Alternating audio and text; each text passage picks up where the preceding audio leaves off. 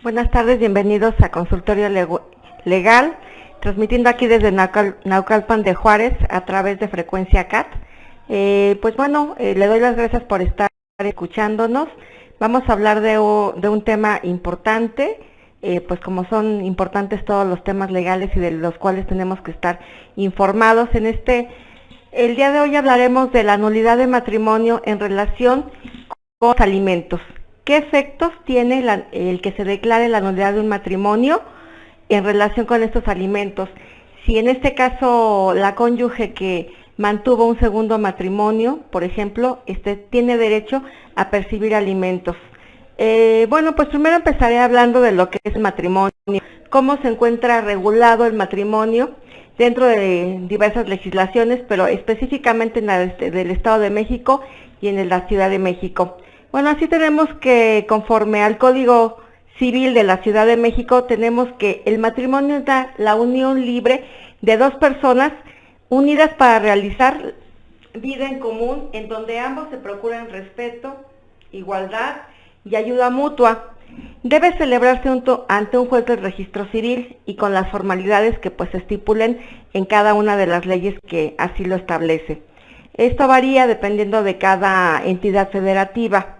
Pero en sí el matrimonio pues es eso, es la unión libre de dos personas para realizar la comunidad de vida y en donde ambos se van a procurar respeto, igualdad y ayuda mutua, porque esta es la finalidad de un matrimonio.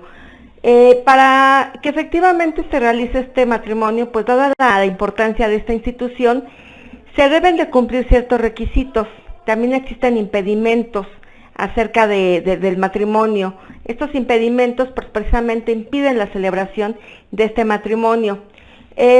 Así pues tenemos que en el Código Civil pues se regula el matrimonio putativo. ¿Qué quiere decir esto de matrimonio putativo? Bueno, es decir que aun cuando el matrimonio sea nulo, si existe la concurrencia de la buena fe de alguno de los cónyuges o incluso de ambos, pues bueno, surtirá efectos este matrimonio.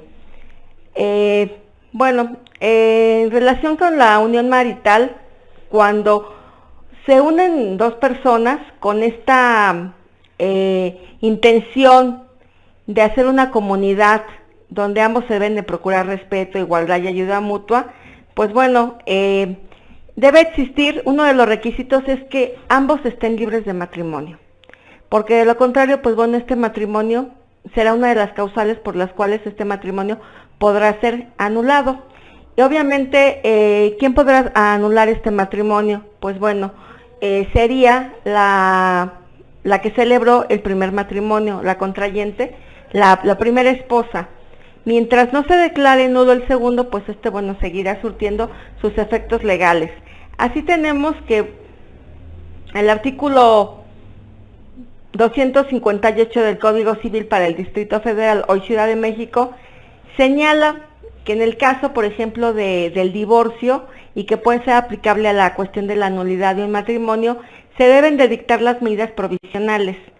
Dentro de estas medidas provisionales, pues se encuentran precisamente la de los alimentos, por ser una institución de orden público y interés social, es decir, le interesa a la sociedad se cumpla con esta obligación de proporcionar alimentos, y más cuando existen menores de edad. En este caso el tema, como lo dije desde un principio, es los efectos que tiene la nulidad de un matrimonio en relación con los alimentos cuando existe ya un matrimonio previo. Entonces, pues bueno, así tenemos que dentro del matrimonio existen causas de nulidad, existen causas de impedimento, dependiendo de los requisitos que nos establece cada legislación. El matrimonio exige el cumplimiento de determinados requisitos de existencia y de validez para que pueda surtir plenamente efectos. Dada la importancia y trascendencia del matrimonio, las diversas legislaciones regulan de manera específica su nulidad, previendo distintos supuestos y otorgando efectos especiales a su declaración. Es así que tenemos que, pues para contraer matrimonio, por ejemplo en la Ciudad de México, existen como requisitos que primeramente pues sean mayores de edad. Está prohibido el matrimonio entre menores de edad, entonces es un requisito y ser mayor de edad. También existen impedimentos para celebrar el matrimonio. Dentro de estos impedimentos para celebrar el matrimonio tenemos como, por ejemplo, la falta de edad requerida por la ley, es decir, que tengan cumplidos los 18 años. También nos habla acerca de que es un impedimento para contraer matrimonio el parentesco por consanguinidad. ¿Qué es el parentesco por consanguinidad? Pues es aquel que nos une por lazos de sangre. Y pues acerca del parentesco, pues tenemos parentesco por línea lateral y tenemos parentesco por línea recta, es decir, por en grado ascendente y descendente. Es decir, que pues bueno, no podemos contraer matrimonio, por ejemplo, con nuestros padres, con nuestros abuelos en línea ascendente, y pues en línea descendente, pues con nuestros hijos, con nuestros nietos, con nuestros bisnietos. Entonces esta es una causa de impedimento para el matrimonio. También nos habla acerca de que no se puede contraer matrimonio en línea igual. El impedimento se extiende hasta los hermanos y medios hermanos. También nos habla de la línea colateral desigual, es decir, el impedimento para contraer matrimonio se extiende solamente hacia los tíos y los sobrinos, siempre que están en tercer grado y no hayan obtenido una dispensa. Es decir, dentro de estos impedimentos que regula el Código Civil, hay algunos donde sí se puede obtener dispensa.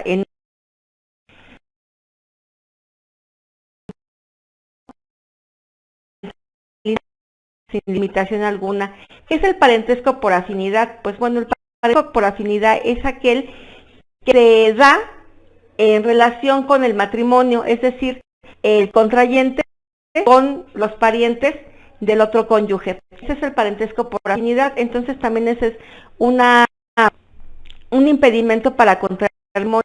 Es decir, nos habla de la línea recta, precisamente, por ejemplo, yo no puedo contraer matrimonio con el papá de mi esposo, por ejemplo, ¿no? Esa es la línea recta, sin limitación alguna. También otro de los impedimentos para contraer matrimonio es el atentado contra la vida de alguno de los casados para contraer matrimonio con el que quede libre. Pues acerca de eso, pues nos habla también de la violencia, o sea, quien ejerce violencia y atenta contra la vida de alguno de los contrayentes, pues bueno, será un impedimento para que se dé este matrimonio y también será una causa de nulidad del matrimonio. Otro de los impedimentos que nos habla es padecer una enfermedad crónica, incurable, que sea además contagiosa o hereditaria. También es un impedimento esta circunstancia. También no podemos contraer matrimonio si somos incapaces, si padecemos estados de incapacidad. En ese caso, pues también es un impedimento para contraer matrimonio. También nos habla acerca del parentesco civil. Nos dice que es una causa también de impedimento para contraer matrimonio el parentesco civil extendido hasta los descendientes del adoptado. Es decir, el parentesco civil precisamente nos habla, nace de la adopción. Es decir, podemos celebrar un matrimonio entre el adoptante y el adoptado. A eso se refiere con el parentesco civil. También nos habla acerca de que son algunas de estas causas se pueden dispensar. Bueno, también en el apartado de la nulidad del matrimonio, el Código Civil, por ejemplo, para el Distrito Federal y en el caso del Estado de México, establecen como una de las causas de nulidad la existencia de un matrimonio previo con persona distinta. Como lo mencionaba anteriormente, pues bueno, el matrimonio es la unión de dos personas, pero estas personas tienen que estar libres de matrimonio, es decir, deben de estar solteros. Si previamente han contraído matrimonio, pues es una causa para que el segundo matrimonio pues se declare nulo. Obviamente esto no es en automático, como en muchas ocasiones se piensa, sino que se requiere todo un procedimiento para lograr la nulidad de este segundo matrimonio. Bueno, también cabe precisar que si bien es cierto nos habla el Código Civil tanto de la Ciudad de México como del Estado de México, así como de otras entidades federativas acerca de la nulidad, pues tenemos que ser enfáticos en que esta nulidad no es absoluta ni tampoco relativa, ya que debido a la importancia del matrimonio y de los intereses involucrados en dicho acto, como en este caso son los alimentos, pues los legisladores de los códigos en cuestión, en este caso de la Ciudad de México y del Estado, pues decidieron darles efectos especiales. Por eso es que tenemos en el Código Civil, en el de la Ciudad de México, por ejemplo, nos habla acerca de la buena fe y por ejemplo nos dice que el matrimonio contraído de buena fe, esto es en el artículo 255 del Código Civil, nos dice que el matrimonio contraído de buena fe, aunque sea declarado nulo, produce todos sus efectos civiles a favor de los cónyuges mientras dure y en todo tiempo en favor de los hijos. Entonces, pues bueno, como vemos, aun cuando se declare nulo el matrimonio, si este es contraído de buena fe, pues va a surtir plenamente sus efectos. ¿En relación con qué? Pues con los alimentos, en relación también con derechos sucesorios, y pues aquí nos podemos advertir dos situaciones, que va a producir efectos entre los cónyuges que contrajeron el matrimonio, este segundo matrimonio, pero también en relación con los hijos, y en todo momento pues va a proteger precisamente el derecho de los hijos, sobre todo el derecho de los alimentos. Entonces, bueno, decía yo, pues así se puede distinguir entre aquellos producidos por los hijos y de los que se generan para los cónyuges. En el caso de los hijos, se señala que el matrimonio siempre producirá efectos a su favor, lo anterior debido a que sus derechos son originados por la filiación y no por el matrimonio, por lo que no se les debe privar a los hijos nacidos de este matrimonio, aunque se declare posteriormente nulo, de sus derechos alimenticios, aún pues cuando exista todo este juicio de nulidad y con posterioridad exista una sentencia ejecutoriada que declare nulo el segundo matrimonio por existir un matrimonio previo. Así tenemos que en el caso pues de los consortes, los efectos jurídicos de la nulidad pues varían dependiendo de si los contrayentes actuaron de buena o de mala fe. En este caso se considera que hay buena fe cuando el consorte no tenía el conocimiento de la existencia de la causal de la nulidad al momento de la celebración del matrimonio. Es decir, pues bueno, yo me casé con la creencia de que con la persona que estoy contrayendo matrimonio, pues bueno, está libre de matrimonio, es una soltera, no tiene un matrimonio previo, entonces pues bueno, yo ignoro esta situación y entonces estoy celebrando este contrato, este matrimonio lo estoy celebrando pues de buena fe porque yo ignoro esta situación, ignoro la causa de la nulidad, ignoro el matrimonio anterior que había celebrado mi cónyuge, por ejemplo, ¿no? Pero también el código habla de que hay mala fe, y en este caso fe se da cuando los consortes tenían conocimiento que su matrimonio pues estaba viciado y por esa nulidad, y a pesar de ello se celebra. Entonces por esa razón nos habla el Código Civil de la buena fe y de la mala fe. Pues si yo estoy de que estoy contrayendo fuera de la ley, porque ya una con la contrayendo ese matrimonio, ya anteriormente contrajo un matrimonio que no existió un divorcio, existe el vínculo matrimonial con la cónyuge, pues ya estoy a la fe porque estoy conociendo, estoy siendo consciente aún así, a sabiendas de que la otra persona se encuentra unida en matrimonio. Yo acepto casarme con segunda ocasión, en este caso pues la casa por segunda ocasión, matrimonio nulo. ¿Por qué? Porque existe un previo cual no el divorcio. Claro que bueno, el matrimonio tiene a su favor de haber celebrado la fe. Esta es una presunción que nos establece la misma ley. Pero bueno, por eso es importante aquí en el caso de la nulidad de matrimonio establecer o probar que se celebró por buena fe, porque desconocíamos nosotros el matrimonio previo, el anterior matrimonio, y pues bueno, nos constituimos en buena fe. En el caso contrario, que nosotros manifestemos que sí conocíamos el anterior matrimonio, pues bueno, entonces ya lo hicimos con la plena conciencia a sabiendas de que existe este matrimonio y pues por lo tanto pues este segundo matrimonio será nulo. ¿Qué efectos tiene la nulidad del matrimonio para los cónyuges? Pues bueno, los códigos tanto de la Ciudad de México como del Estado de México establecen 3 supuestos.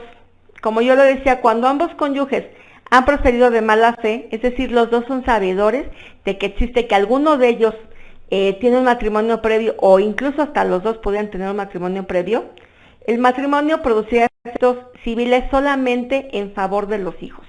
Es decir, no va a producir efectos entre ellos ni en cuanto a alimentos, ni en cuanto a la sociedad conyugal, ni en cuanto a derechos sucesorios. ¿Por qué? Porque están actuando de mala fe. Conocen la causa de la nulidad de su matrimonio por existir un matrimonio previo, y aún conociendo esta situación, pues bueno, ellos deciden unirse en un matrimonio, un segundo matrimonio que pues es nulo. También el segundo efecto sería cuando ambos cónyuges, habiendo celebrado el matrimonio de buena fe, el matrimonio produce todos sus efectos civiles a favor de los cónyuges mientras este dure, es decir, mientras no se declare la nulidad de este matrimonio, va a producir todos los efectos. Por eso es que hablábamos de que no existe una nulidad absoluta y relativa como tal en el matrimonio por la institución tan importante que representa el matrimonio y por los efectos que produce en relación entre los cónyuges, que son los alimentos, derechos sucesorios, sociedad conyugal, si bajo ese régimen se casaron. Entonces, por lo tanto, no se producen tanto los efectos como una nulidad absoluta o una nulidad relativa, sino que sí genera efectos, y en este caso, si pues bueno, se celebró de buena fe, el matrimonio va a producir todos sus efectos civiles a favor de los cónyuges mientras este dure. En el caso de que uno de los cónyuges solamente haya actuado de buena fe, el matrimonio producirá efectos solamente a favor de este cónyuge. Esto es, no producirá ningún efecto a favor de aquel que hubiera actuado de mala fe. Por ejemplo, si la persona que contrajo matrimonio, él pues, está consciente, está sabedor de que ese matrimonio no se disolvió, no existe un divorcio, y aún así contrae matrimonio, y posteriormente quiere divorciarse del segundo matrimonio y quiere solicitar, por ejemplo, la liquidación de la sociedad conyugal, pues no le va a beneficiar, no va a producir ningún efecto porque él actuó de mala fe. Entonces, pues bueno, no tendrá derecho ni a los derechos sucesorios, por ejemplo, en caso de fallecimiento del cónyuge, no tendrá derecho, por ejemplo, también a la liquidación de la sociedad conyugal porque está actuando de buena fe. Sin en cambio, con el cónyuge que está actuando de buena fe, pues bueno, sí va a producir efectos este matrimonio, aun cuando se declare nulo. ¿Por qué? Porque desconoce la causa de la nulidad. Como decía yo antes, aun cuando el matrimonio se declare nulo, siempre va a producir efectos a favor de los hijos. Sobre este aspecto, el artículo 256 del Código Civil para el Distrito Federal, así como el artículo 4.79 del Código Civil del Estado de México dispone, por ejemplo, el artículo 156 establece que si ha habido buena fe de parte de uno de los cónyuges, el matrimonio produce efectos civiles únicamente respecto de él y de sus hijos. Esto es cuando existe buena fe por parte de uno de los cónyuges. Por su parte, el artículo 4.79 del Código Civil del Estado de México establece que si ha habido buena fe de parte de uno de los cónyuges, el matrimonio produce efectos civiles únicamente respecto de él y de los hijos. Como vemos, ambos preceptos legales pues son similares. Entonces, pues tomando en cuenta el contenido de estos artículos, el matrimonio producirá efectos civiles respecto al cónyuge que actuó de buena fe y sus hijos, sin precisar el momento en que cesarán los mismos. La ley no precisa en qué momento van a cesar estos efectos. Entonces, por lo tanto, pues bueno, para que cesen los efectos de este matrimonio, de este segundo matrimonio, pues se requiere que se declare nulo, y esto solamente puede ser mediante un juicio que pues iniciará la persona que primero contrajo el matrimonio. De ahí podemos interpretar que de acuerdo a la naturaleza de los efectos que produce el matrimonio, puede determinar si deben subsistir y cuáles cesar. En este sentido debe determinarse si está justificada la procedencia de la prestación alimentaria para el cónyuge que de buena fe de acuerdo a la naturaleza ya la regulación de los elementos que establecen ambos códigos de México. Bueno, al respecto de que pues es muy importante, que es de orden público, que es de interés social, y pues bueno, ¿qué son los alimentos? Los alimentos pues es la facultad que tiene una persona denominada acreedor alimentista para exigir a otro, llamado deudor alimentario, lo necesario para vivir. ¿Qué comprenden los alimentos? Pues bueno, los alimentos porque se tiene la creencia que, pues bueno, los alimentos solamente implican, no, los alimentos va más allá de la comida, es el vestido, el calzado, la habitación, tener lo necesario para, incluso la así lo establece también nuestra Carta Magna, pues bueno, los menores tendrán derecho a la recreación, y parte de esto pues forma parte de los alimentos implica todo esto, que es el calzado, vuelvo a repetir, la habitación, la educación, la salud, tenemos derecho a todo eso, ya sean los cónyuges o en el caso de los menores, de los hijos, pues también tiene derecho a estos alimentos, que implica lo que ya anteriormente dije. En este contexto, pues bueno, los alimentos radican en el deber de proporcionar asistencia debida para el adecuado sustento de las personas que, de acuerdo a la ley, se coloquen en una situación precaria que amerite el apoyo del deudor alimentario. La obligación tiene como base la solidaridad. Como yo lo decía, bueno, pues el matrimonio es la unión de dos personas que tienen como objeto que la ayuda mutua, la solidaridad. Entonces, precisamente, si bien tiene como objeto el matrimonio precisamente esta solidaridad, debe de manifestarse entre las personas en virtud de este vínculo familiar, y precisamente, pues bueno, a través del matrimonio, pues nace este derecho a pedir alimentos. Pues dicho deber ético ha sido reconocido por el derecho, elevando la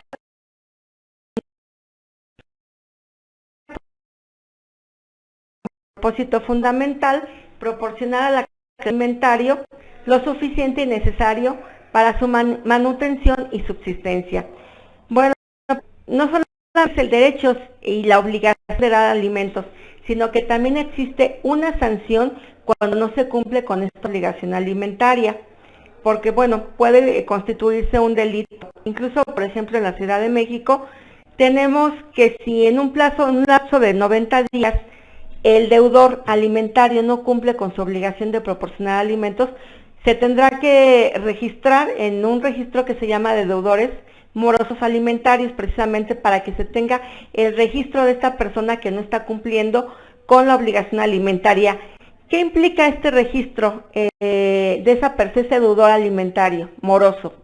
Pues bueno, precisamente necesitamos tener ese registro para que esta persona no tenga acceso a créditos, porque bueno, si no está cumpliendo con la obligación de dar alimentos, que es una necesidad, cubrir esa necesidad básica para la subsistencia, pues entonces también no puede ser una persona digna de créditos, puesto que no está cumpliendo con una obligación que es básica, como es la de proporcionar alimentos. Entonces, pues bueno, de esta forma se sanciona. También obviamente tiene una sanción penal.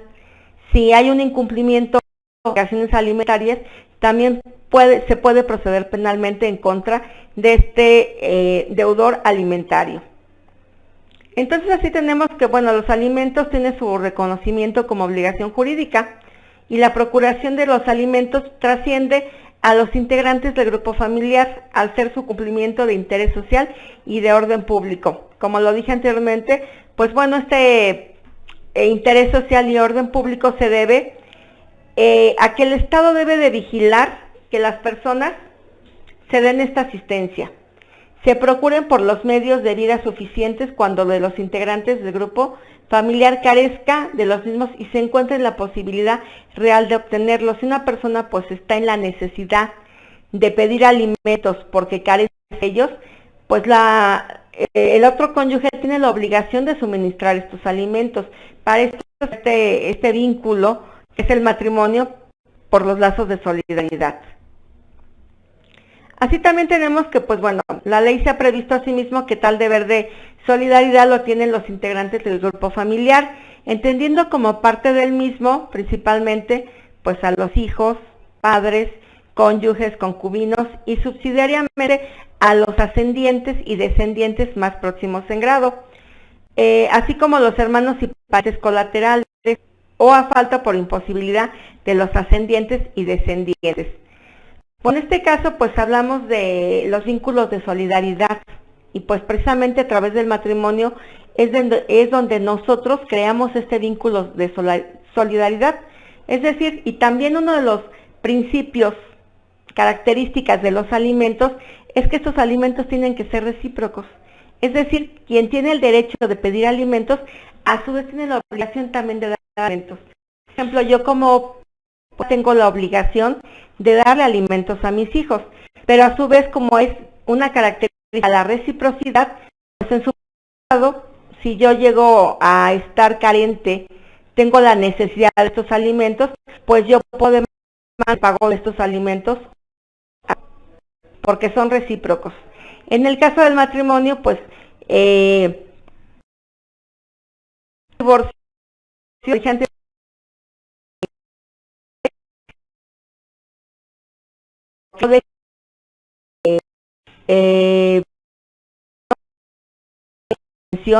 principalmente a los menores de edad, pues sin estos alimentos. Por eso es necesario que se dicten estas medidas provisionales para asegurar estos alimentos, y también pues tratándose de cónyuge.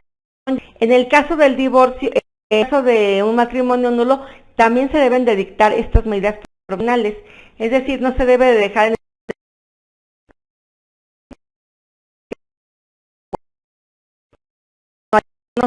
la causalidad. Bueno, entonces, las legislaciones del Distrito Federal como del Estado de México precisan que el derecho a recibir alimentos no es renunciable ni puede ser transacción, es decir, yo no puedo renunciar a los alimentos. Estoy en estado de necesidad, los necesito, pues no es algo que yo pueda. Alimentos con ciertas características pueden privilegiar que se deje a través de los mismos. Esto es, las necesidades del integrante del grupo familiar que no tiene los medios precisamente para llegarse de los recursos necesarios para subsistencia. Entonces, bueno, ya una vez establecido lo anterior, en este caso tendremos que establecer si procede la obligación alimentaria para el cónyuge que actuó de buena fe en un matrimonio anulado por la existencia de un matrimonio previo. Pues como les comentaba y les he venido diciendo, el Código Civil establece pues varios supuestos, 3 supuestos en específico. Cuando se actúa de buena fe, cuando se actúa de mala fe, conocemos la causa de la nulidad, es decir, conocemos que existe un matrimonio previo, y esta situación produce efectos entre los cónyuges y también entre los hijos. Siempre se va a proteger a los hijos, porque bueno, pues los hijos nace precisamente su obligación del deudor alimentario en relación de la filiación y no del matrimonio. Bueno, así tenemos que en un matrimonio declarado nulo por haber existido un matrimonio previo con persona distinta, se presume que los cónyuges cohabitaron y que sostuvieron una relación de afecto, por lo que puede afirmarse que existió una relación familiar de hecho entre los mismos. Es decir, no obstante existía un matrimonio anterior, pues se da una relación de hecho, porque si está cohabitando con esta persona, no obstante el vínculo matrimonial anterior, es decir, el primer matrimonio, no se ha disuelto, pero presume que ha vivido con el segundo matrimonio, probablemente en forma constante, en forma permanente, cumpliendo los fines del matrimonio, que es la ayuda mutua y la solidaridad.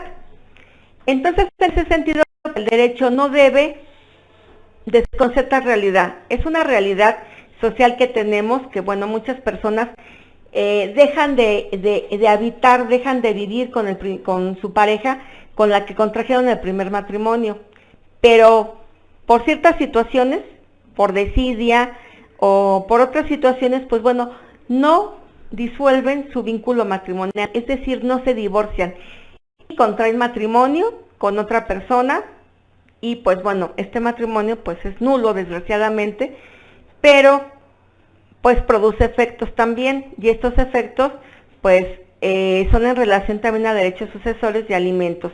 En este caso pues bueno, es una realidad social, por lo que aún en el caso en el que se ha declarado nulo un matrimonio por existir un matrimonio previo, subsiste la causa que origina la obligación alimentaria, es decir, la relación familiar. Tal obligación debe ser interpretada conforme al artículo 256 del Código Civil para la Ciudad de México y el artículo 4.79 del Código Civil del Estado de México, los cuales señalan que el matrimonio declarado nulo producirá efecto solamente a favor del cónyuge que actuó de buena fe. Entonces, pues bueno, todo radica aquí en la buena fe, en que nosotros no hayamos tenido conocimiento de que la persona con la que contrajimos matrimonio, pues tenía un matrimonio previo, porque si no, pues estaríamos actuando de mala fe. De acuerdo a esto, pues los beneficios de la institución de los alimentos deben extenderse para el cónyuge que actuó de buena fe, más no para que al que actuó de mala fe. En tanto, este desconocía pues el vicio de la nulidad de su matrimonio. El cónyuge de buena fe se relaciona obviamente con su pareja como si se tratara de un matrimonio válido, por lo tanto, pues sería injusto dejarlo en estado de necesidad por el simple hecho pues de que la otra persona ya haya tenido un matrimonio previo, pero la segunda pareja pues desconocía esta situación. Por esta situación el Estado pues trata de proteger esto para efecto de no dejarlo en un estado de necesidad, pues dado que se caería en una injusticia. Si se le negara al cónyuge de buena fe su derecho a los alimentos, pues también se estaría dando un trato desigual frente a los concubinarios y a los divorciados, ya que pues bueno, en tanto se sostuvo una relación familiar con características esenciales iguales a la de los concubinarios y a los divorciados, pues resulta injustificado negarles este derecho solo a los cónyuges cuyo matrimonio se ha anulado. De esto nos habla la Suprema Corte de Justicia y pues nos habla que pues tal razonamiento pues bueno es válido porque se puede afirmar que hasta es incluso se daría un trato discriminatorio, ya que bueno, aunque el segundo matrimonio pudiera ser declarado nulo, pues se presume que cohabitaron, que hicieron una relación de hecho en forma constante y permanente y por lo tanto debe producir los efectos de un matrimonio como si este fuera válido. Entonces, bueno, así pues podemos concluir, lo establece la Suprema Corte de Justicia a través de diferentes tesis de jurisprudencia, que la obligación alimentaria subsiste aún en el caso de un juicio de nulidad de matrimonio, que de otro modo se guardaría el derecho fundamental a la igualdad del cónyuge de buena fe. Pero también nos dice otra cosa, que para que el cónyuge alimentaria será necesario que demuestre la necesidad de recibirla y que se satisfaga el requisito de proporcionalidad de acuerdo a la normatividad que los códigos han establecido de alimentos. También nos da estas tesis de jurisprudencia que en los códigos del Estado de México disposiciones expresas para el trámite de los alimentos en un juicio de nulidad de matrimonio en el que uno de los cónyuges lo hubiera celebrado de buena fe, debe aplicarse la normatividad prevista en el título de divorcio.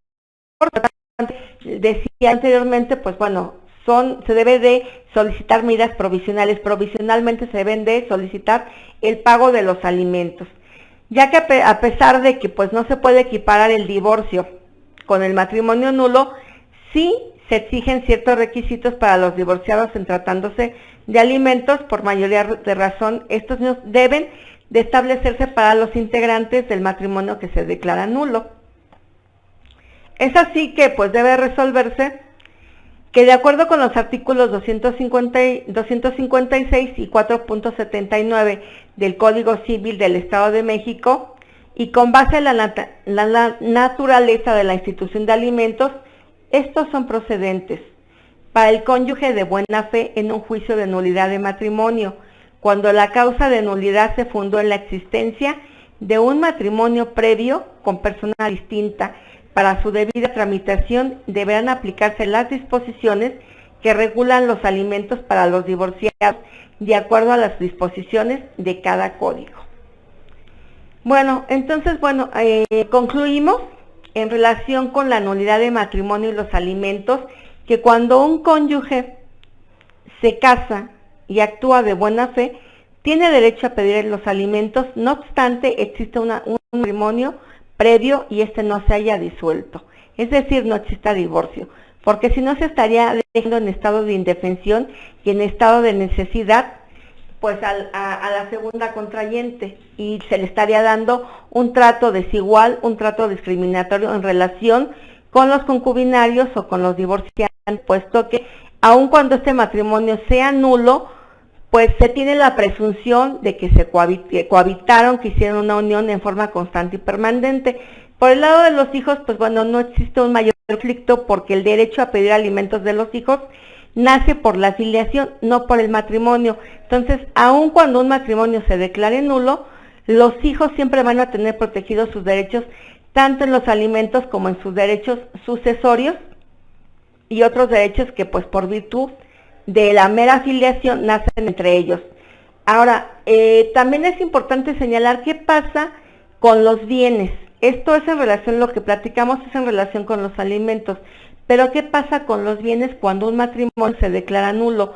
¿También opera la buena fe en relación con esta situación o no opera esta situación en el caso de que un segundo matrimonio se haya celebrado bajo el régimen de la sociedad conyugal?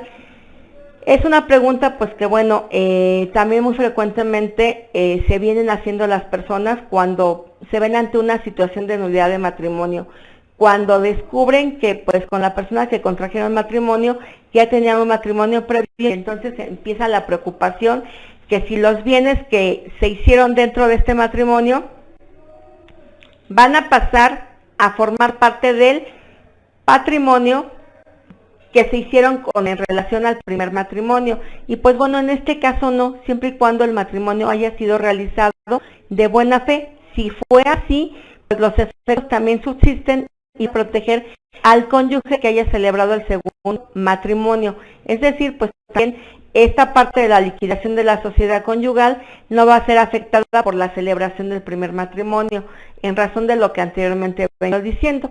Entonces, bueno, es importante pues tener en cuenta pues cuando nos tengamos esta decisión de contraer matrimonio, pues bueno, conocer bien a la persona, saber que pues está libre de matrimonio, para no enfrentarnos con esta situación para una nulidad de matrimonio.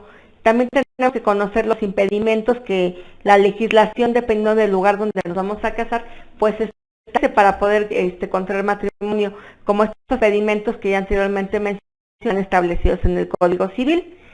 Y pues bueno, ha sido el tema del día de hoy. Espero que sea de utilidad para las personas que se encuentran en esta situación. En el caso de una nulidad de matrimonio, si es el segundo matrimonio y existe un anterior que no, en el cual no se divorció el cónyuge, pues sí se puede solicitar el pago de alimentos, el pago de una pensión alimentaria y entonces alimenticia, y en este caso pues también se podrá solicitar medidas provisionales cuando se inicie esta nulidad, este juicio de nulidad de matrimonio, porque ante todo se debe de proteger el derecho a los alimentos, ya sea hacia los menores o ya sea entre los cónyuges.